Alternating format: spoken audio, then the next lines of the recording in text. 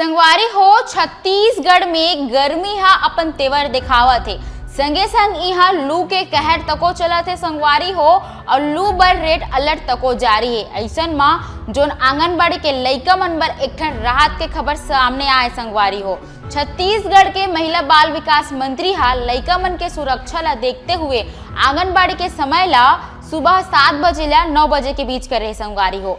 1 अप्रैल ले जो आंगनबाड़ी के समय रही वो हा सुबह 7 बजे ला 9 बजे के बीच रही संगवारी हो।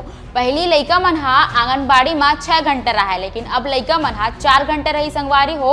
और उसके संग उमर ला पहली जोन पढ़ाया जाए वो पढ़ाया जाए संगवारी हो और जोन उमर ला पोषण आहार मिलत रही से उहू हा जारी रही संगवारी हो। जोन कार्यकर्ता और सहायिका के आंगनबाड़ी ला बंद करे के समय 11 बजे रही संगवारी हो। उमन हा आंगनबाड़ी ला बंद करे के बाद गृह भेंट में जाही, जहां महिला मन ला पोषण आहार के बारे में जानकारी दी और लइका मन के पालन पोषण के बारे में तको जानकारी दी संगवारी हो।